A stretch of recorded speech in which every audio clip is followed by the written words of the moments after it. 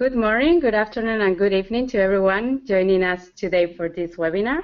I'm Raquel Vazquez, Research Advisor at the European Interagency Security Forum, and today I have with me Atish Gonsalves, who is the founder of Mobilize.life. I'm not going to speak much. I'm going to let Atish explain through what is going to be the session today. But just as a little bit of background, Atish has led exciting projects and teams at disasterready.org, the United Nations Refugee Agency, UNHCR, the World Health Organization, and the Global Fund to Fight AIDS, tuberculosis, and malaria. Atish has over 15 years of experience in developing innovative learning and technology solutions, and today we are going to discuss how we can integrate mobile technology into crisis simulations. Just for a little bit of background, some of you may know already our communications technology hub. You should be having it in your screen at the moment. Here you can find the publication that we launched last year in October 2014. And you have 11 different articles that brought together 17 different authors that were explaining different ideas around communications technology and how this is changing the operational environment. And also, we're unpacking in this communications technology hub how new communications technology are creating opportunities for humanitarian agencies to respond to emergencies. Here, if you go to articles, you'll see these articles I'm talking about, and you'll see as well Atish's new article on applying serious gaming to humanitarian security. This is what we will be talking about today, and if you want more information after the webinar, you can go here, download the article, and read it. You also have here, as you see there, a new article that was added in October 2015, like a couple of weeks ago. And this article is a contribution by the Signal program at the Harvard Humanitarian Initiative. I invite you to read it because it's also very interesting. So without further delay, I'm going to hand over to Atish.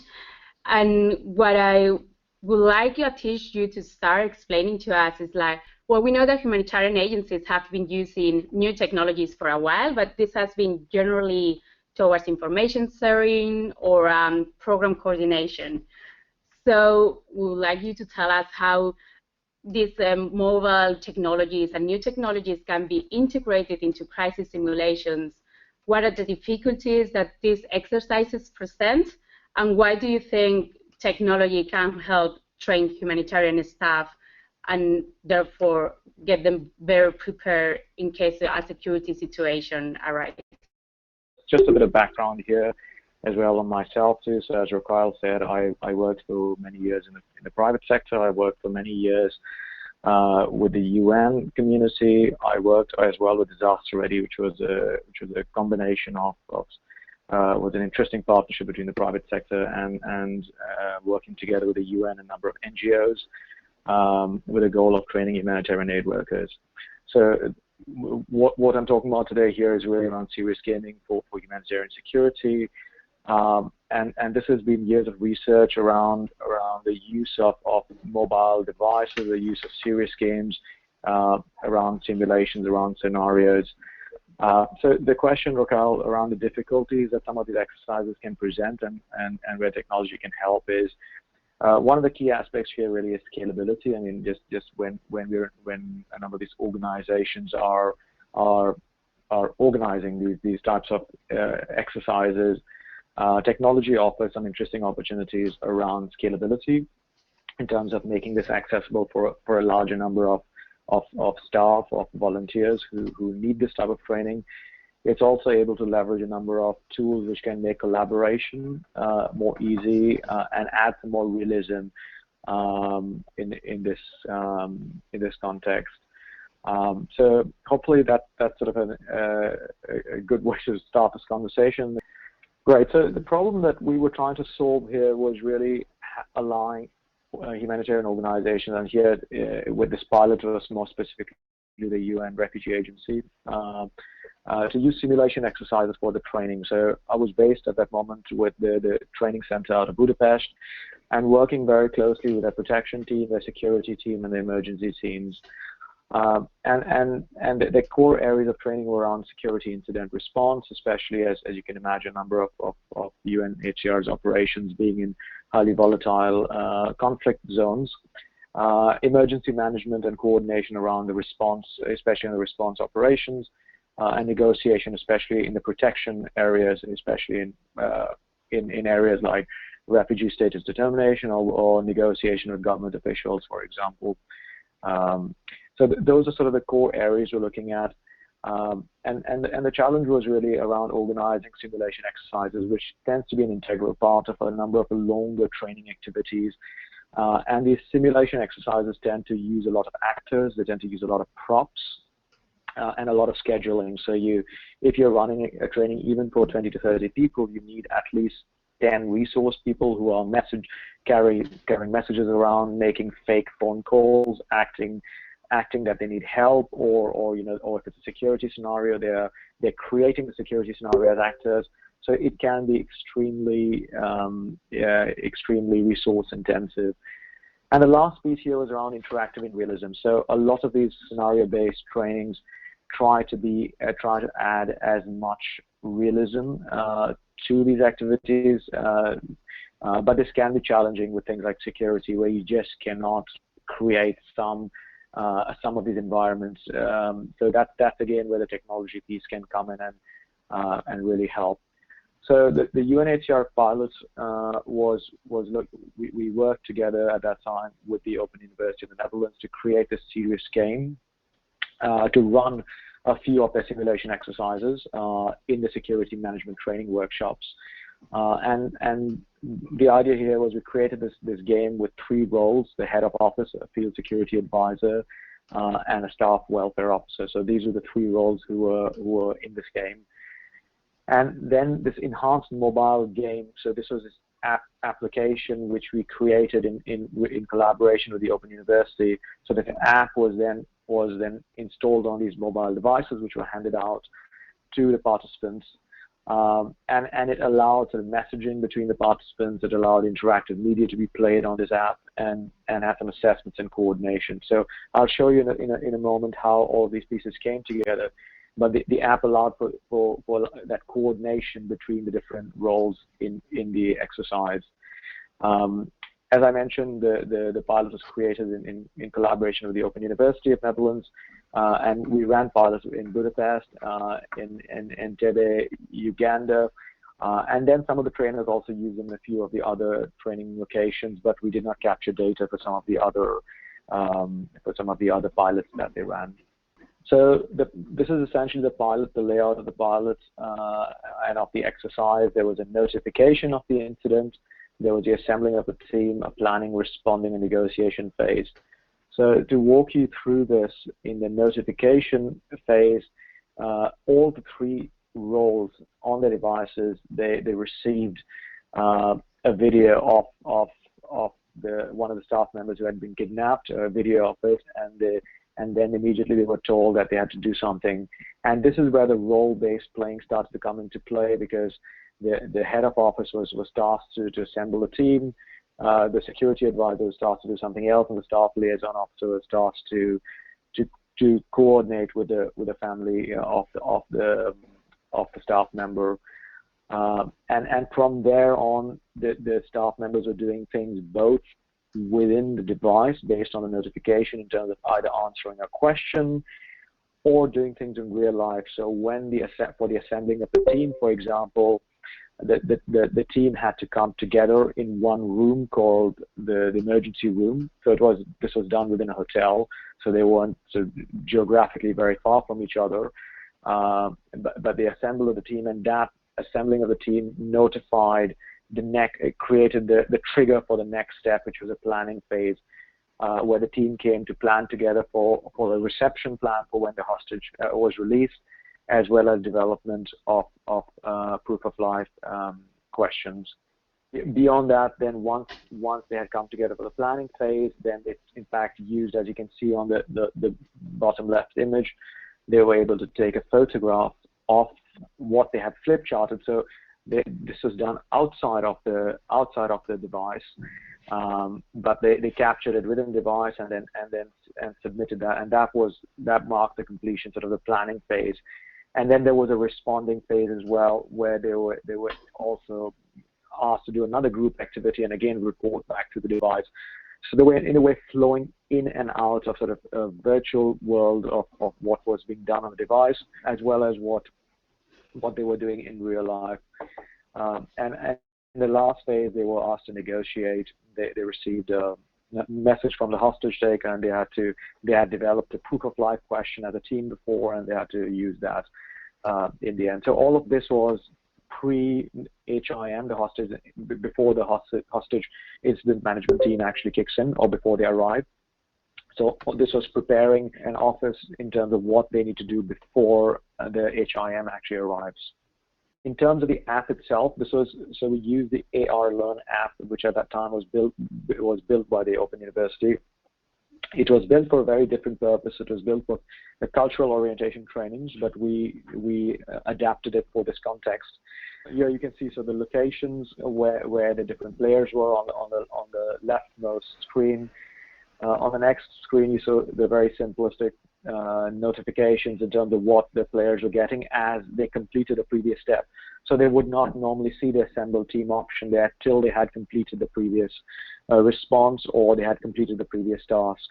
And then they received also different types of media. So the last one you see is a message they received from the designated officer, and it's an audio file. So they play it and they listen to it, and based on that, they have to respond with another task or response.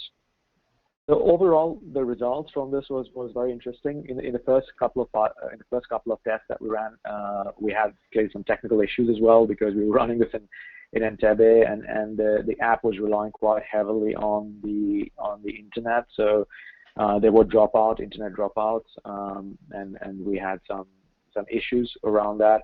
Then we did some further fine tuning to the app and allowed more of the playing to happen, even when the internet was disconnected. In terms of feedback on the participants, what was excellent was to see them moving beyond the actual app and the game and really getting into the exercise. So we even created a pre-simulation game where they were just getting used to the device. And once they were used to the device and how to interact with the simulation game, then they really got into the actual simulation activity, and they were really engaged. The feedback we got was that they really felt that pressure, which was being applied by the facilitators as well, who we worked very closely with.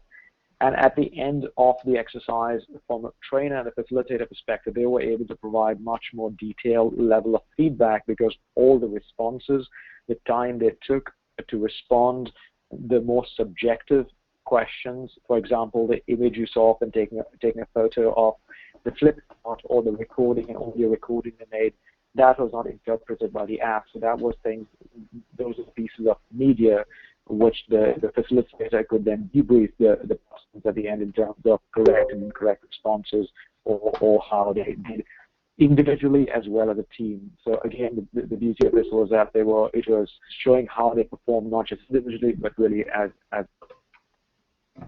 Raquel, in case you have some questions around the UNHCR before I get into Mobilize.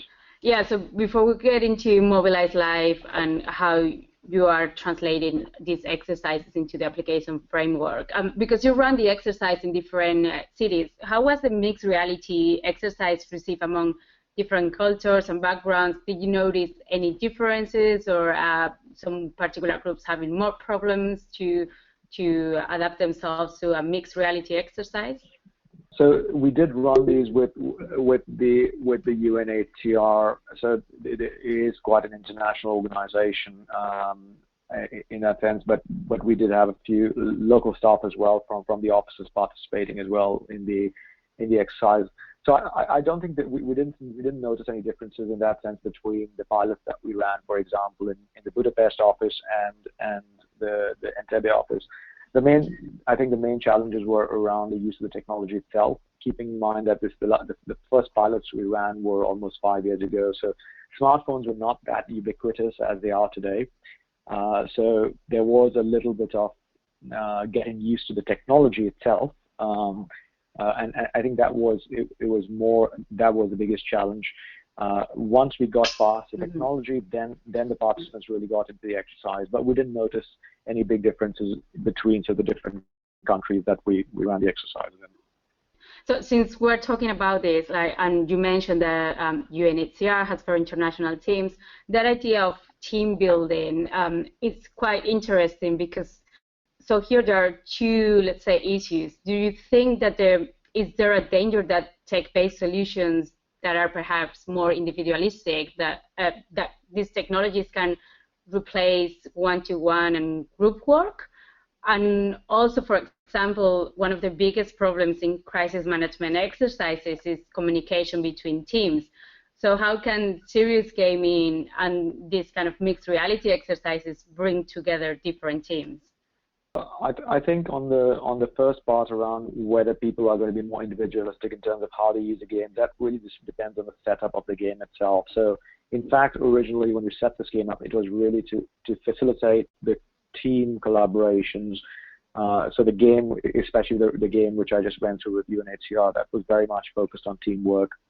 And what we did also want to test, but we didn't in the end of testing through this pilot, was teams who are not necessarily in the same physical location as well, which is the reality of the way a number of these operations work, where people working for different international organizations may not be in the same physical location. They may be in the same country, but they may be in different offices. One may be in a headquarters, one may be in a field office. So the idea is not to to make it that individuals are playing through the devices, rather the devices are enabling more of that collaboration between the different players. Having said that, though, this still implies then that for these kinds of trainings, you need then a facilitator, as well as you need a team of players to play this at one time. We were also anticipating the possibility for refreshing your memory as you go through some of these standard operating procedures, that players would be able to play this individually afterwards as a way to refresh the learning that they had gone through. But in terms of actually replacing teamwork with technology, that was not the idea. That's great, and I think this is a good point to move on for you to start explaining Mobilize.life and all the issues around it, and how the idea came into being. And so if you can explain a little bit more on that.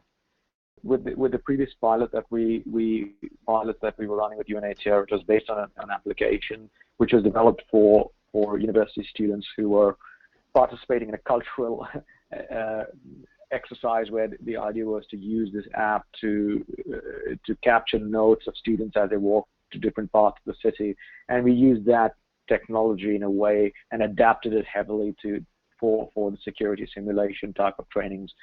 And then over the past few years, I've been in discussions with a number of other organizations about creating a platform from ground up, which really takes into consideration the requirements of the sector, of the needs of these types of simulation exercises.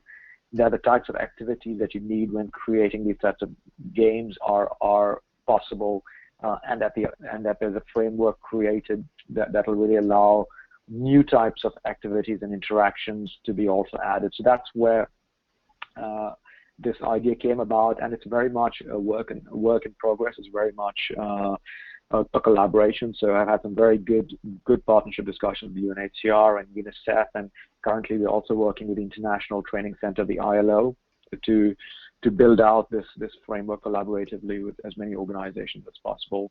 And for participants who are on this call as well, if you're interested, please do contact me after the call, and I'm happy to collaborate.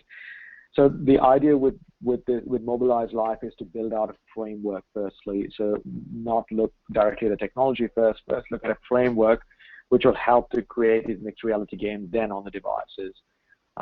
And the idea with this framework is that to define what are the types of games, what are the types of building blocks in terms of interaction that players can have with each other within a game with their devices, and then allow a creation of reusable variations of these games. So the idea is that if one organization is creating these games, that they can be shared across that organization for sure and with other trainers, but that they can also be shared across, let's say, a shared marketplace by other organizations as well. And the idea here is to really allow trainers to take these concepts of mobile serious gaming and then blend them into their broader learning program. So that's the overall solution. And we're looking at doing this without getting too techy about this by having a web-based interface, so basically a website where the trainers can go in, look at what games are already available there, or build a game from scratch, or take an existing game and adapt it, and then assign these games then to a game master or a trainer who's actually run these, and to the players who are going to play them. And then the idea is then from those two web-based blocks, then the actual gameplay is happening on a mobile device, very similar to the pilot which I showed you a few moments ago. So the idea is that then all the game structure in terms of the sequence of what activities happen when, any media assets like videos which have been created or audio files also get preloaded onto the mobile device, so that if the participants are playing this in an area where there's very low bandwidth or even no bandwidth, that they can still continue to play this till they need some interaction with one another. And all of this data then is still being managed on the web, so when that tracking data is also sent back to the cloud, so that then the trainers can then debrief more effectively as well the participants, so they can see how they went through the training exercise, what they did well, how long they took, how they interacted with one another, and also some of the more subjective responses which can't be interpreted. For example, images or videos or audio that they captured during the game, which they were asked to submit as part of the game exercise. More objective questions, like if they were asked at this point, what would you do, and there's a yes or no answer or a multiple choice, that can be directly interpreted by the device or the platform. But the more subjective questions that the trainer will also be able to debrief on at the end. So that's the overall workflow. I've got a couple of scenarios here, both from the trainer perspective and from the learner perspective. I do apologize for the size of the text, but I'll try to walk you through this as best as I can. So this is the scenario of a trainer, let's say security trainer working for a UN or non-UN organization, who's responsible for security training in that organization. And the security trainer will script out that game first over paper or on a flip chart, even before they get into the platform. And then in the block 2 there, the building blocks, that's when they will get into the framework and into the application to assemble these building blocks. And the building blocks could be notifications, including alerts, could be just a simple text, it could be an audio message, it could be a video, it could be a combination of the above. They will create triggers in terms of time and location, so how long before the next step is initiated, or which location, if they're playing this game outside, what location will trigger off the next step. For example, if they reach an evacuation point, will that trigger off the next, that they've successfully completed that previous step. If they're playing this indoor and the GPS signals are not available, they can also use a QR code or a barcode, so they can print and stick these in different meeting rooms, and then the participants just need to scan that QR code to say they've completed that step. But more manually, the participants can also respond by saying they've completed the task manually, just saying that we've done this, or taking a picture, or recording an audio, or submitting a multiple choice question. So there will be a sort of a question bank ability as well to create questions with responses. And once those building blocks have been created, the trainer then goes ahead and creates the different roles. So as with the previous pilot, the roles could be a security focal point, a head of office, a media relations person. And then the design of the actual game starts, where they take these building blocks and then assign who gets that building block at different points. So for example, in the first step, all the roles can get that building block of a notification, or they can get different notifications.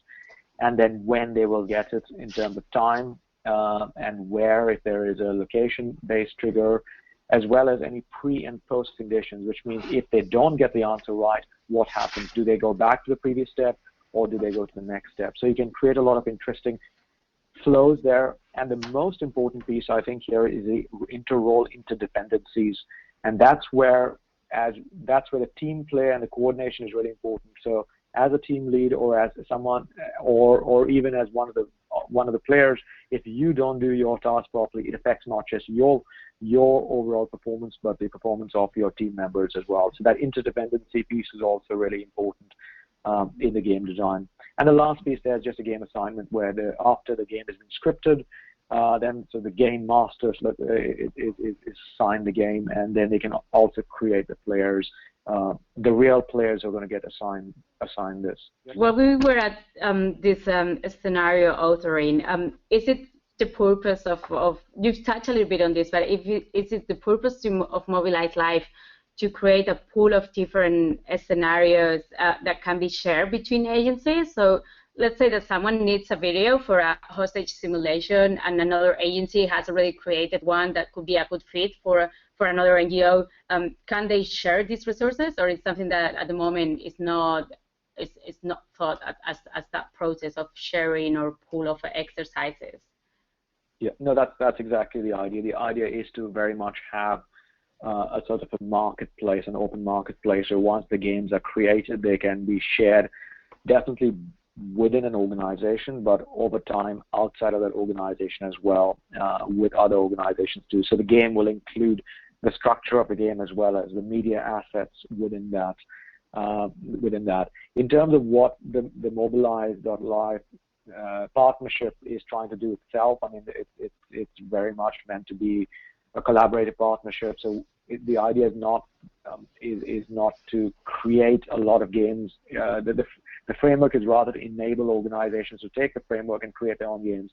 But obviously, I mean, this will be a collaborative exercise between the Mobilize team and the different organizations as well, in terms of creating games which can be used by that organization and shared with other organizations as well. And I think this is really my last slide, I think, around the Mobilize.life environment. So this is where it gets really interesting, where the players now are actually assigned the game, so the way the players will receive the game is through a notification, either an SMS or an email. If they don't already have an app, they will be asked to download it. I guess I forgot to mention this as well, is that the idea is very much that the app can be played across different platforms. It can be played in an Apple or an Android. So the idea is that they can actually play it even if the players have different types of devices. So once the players accept it, then they download the actual game onto the app, as well as they're notified when the game is actually going to start. On the second stage there, then when the game is actually initiated, on a certain date and time, then that's when the game actually starts to be played, and the players start to receive notifications with the different things that they need to do. For example, like with the pilot, they receive a video, or they receive a notification saying, this has happened, now you need to do this next. And from there, the players are required to complete different individual tasks, as we talked about, going to a location, scanning different codes, evacuating a team, or working in group activities outside of the device, and then capturing that information and sharing that back into the platform. And this is also where they can submit responses as well, including task completions, or any assets that they can submit through the game. And while all of this is happening, the person who's facilitating can then track, the progress of the players, where they are in the game. And one of the things we also anticipate for the future is that if the game is going quite hard, that they can also pull out as well, pull out certain blocks, and they can also insert in new blocks. And finally, I think the game log. I mean, that's when a game master can actually sit down with the participants and then debrief them on the progress of the and how they actually went through the game. So that's the debriefing part. So yeah, no, that's pretty much my slide. So happy to make this more informal now. Okay, that's great. We are going to move to the Q&A because we still have 10 minutes left, and we have quite a few questions. So we are going to try to get all of them answered within the next 10, 12 minutes.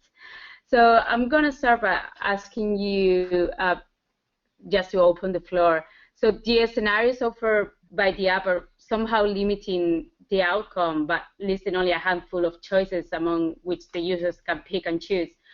And an important factor of crisis management exercises is to explore different individual reactions and also team reactions. So how can you make sure that you are supplementing that human factor instead of eliminating it? I think that the idea really here is to coordinate the human factor rather than replace it. It obviously depends on the resources available to run these games. So as I said, I think some of these games can be extremely resource intensive, and being able to use those many resources for organizing these types of games can be extremely expensive. To fly those many resource people to run one of these sessions, for example. So the idea is not to replace, but to give that choice where trainers, as they're building up these exercises, can swap in or swap out real, either real events or real people, or have some of it virtualized. So an example would be, let's say, if you're trying to have, like with a hostage-taking scenario, you could have that either orchestrated and do it in real life, or have just watch that as a video. So you can swap in or out virtual or real pieces depending upon how much resources you actually have. Okay, that's great. I have a question from Rob Rothans from the Center for Safety and Development, and he says, I'm curious as to how this training works and if it's applicable for crisis management training as well. Furthermore, I would like to find out if several hierarchical levels can be trained at the same time using each other's information. I'm unclear about the second piece, but I'll try it with the first one. So definitely, I mean, the idea is very much on crisis management, and security was just one of the key pilots because that really pushed us. That was the most applicable for this. In terms of the hierarchical levels, I think it can have. I'm a bit unclear in terms of what you mean by the several hierarchical levels, but I think it's possible to have different roles interact with each other at different levels, if that makes sense.